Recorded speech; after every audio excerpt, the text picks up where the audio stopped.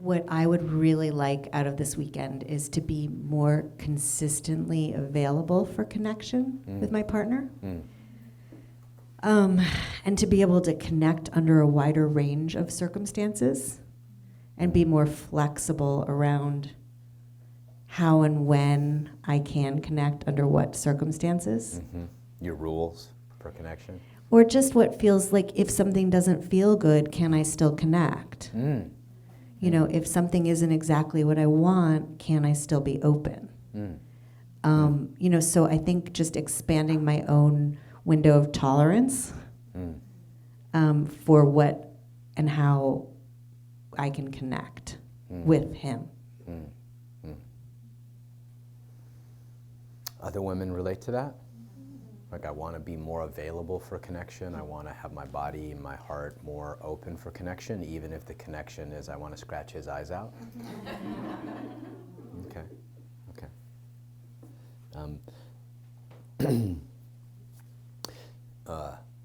So that's and John, one more thing. Yeah. Also, just to communicate that in a way that doesn't hurt him.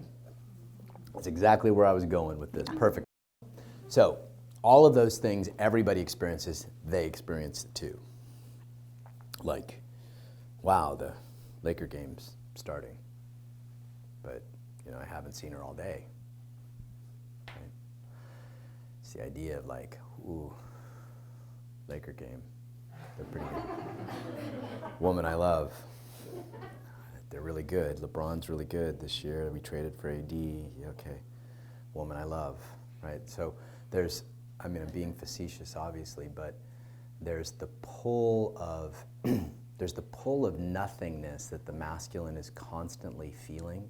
Nothingness, you know, oftentimes is zoning out or unplugging or disconnecting, right? Like, and we'll be drawn to that. TV's the classic one. And so the idea to relate takes a lot of work for them too. I'm just saying that for all y'all, that it does take a lot of work for them too. And so what is talking about is, how do I reveal the truth of my heart, however it is? Okay. Here's the key for you specifically, if I can give you this, and I hope this works for other women too. Is it cool if I just single you out? Okay, cool. That history piece. That's going to be so important, and I know I'm making it sound really easy here, like just drop your history, like a shawl. Right?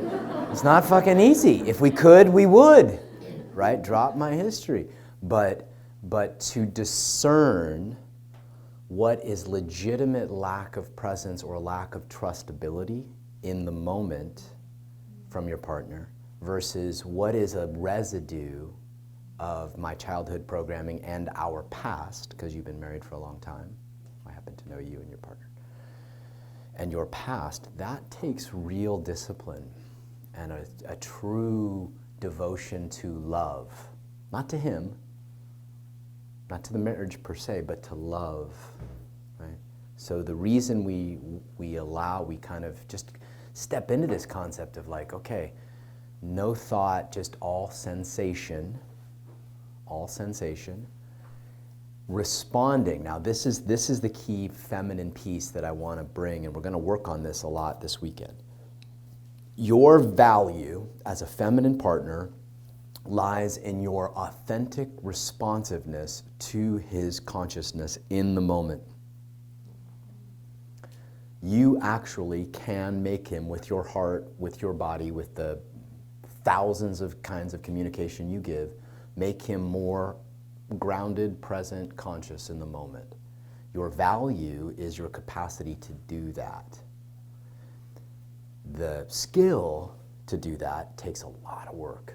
It takes a lot of work, and it takes a lot of like really focusing on what's here in the moment. Okay? Does that make sense to you, ladies? That there's a value that you bring. So the conscious man that you want is likely here or somewhere, right? If not here, but they're there. They're out there. They're out there. The problem is that there's very little responsiveness.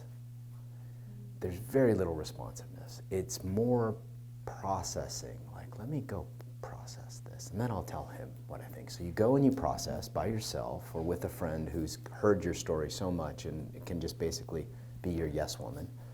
You process it, and what are you processing with? Your childhood. Let me sit about this, and how do I feel about this? Okay. And you will process it to the point where it's basically, you've made a decision now. I'm going to withhold my heart. I'm going to withhold some form of I'm withholding my heart because he didn't, right? Men do it too. Processing is, unless you're doing it with a therapist or a teacher who won't take your bullshit or a friend that won't take your bullshit, unless you're doing that, most of your processing is bullshit. Your intuition is normally not what you think your intuition is. I'm just going to say that. You guys can hate me about it, but most of the time, your intuition is in the moment. Your intuition's right now. I'm surrendering my heart to him, and he just scratched his ass.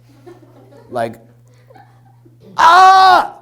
Okay, so there's your responsiveness, right? Like, he lost his consciousness so much that he scratched his butt while you were just about to reveal your heart and surrender. There's a response. I'm using a crude example because there's a response that could not help come through your body. Now, you could either go, I didn't see it. I'll just pretend I didn't see it. I'll just pretend I didn't see it, but then I'm not going to, no way am I revealing my heart now. So there's some piece of so let's say you, I don't know why I picked that example. That was probably the worst one to pick. But because men will do all kinds of weird things. When they're getting tired, they'll scratch their face. Okay, they'll do this. Like you'll be like about to reveal your heart, and he'll go.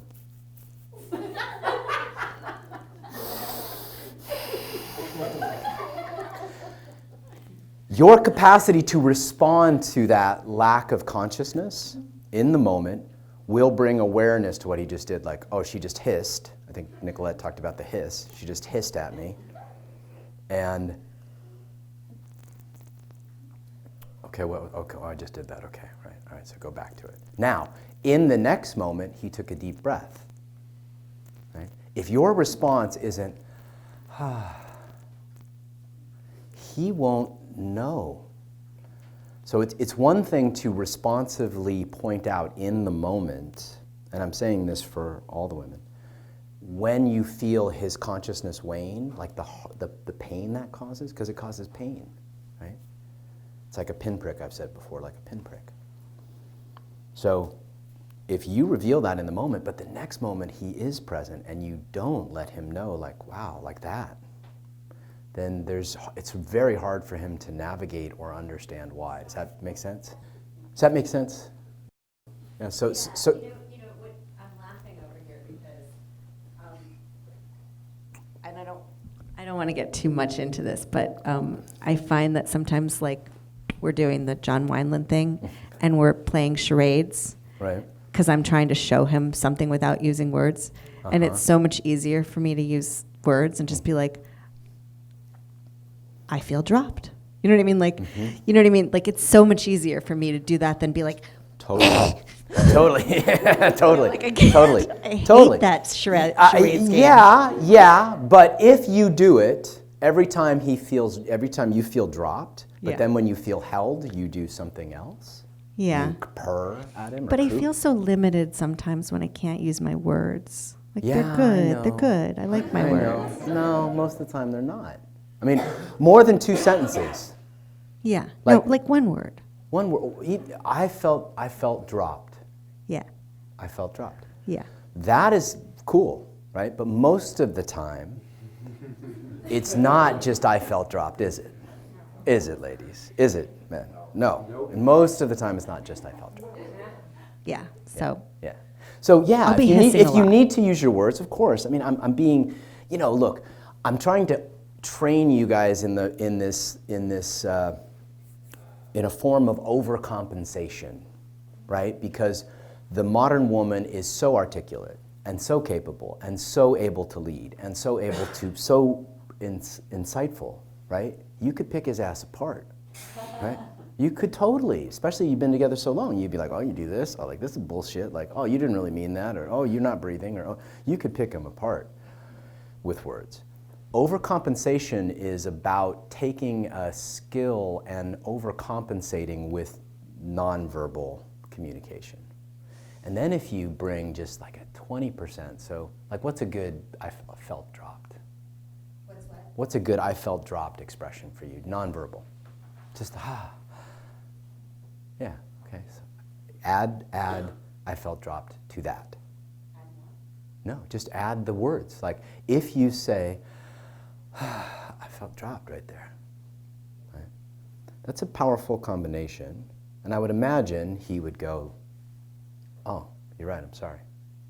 If he doesn't, if he gets defensive, then you can hiss. Right? What do you mean? I was fully present.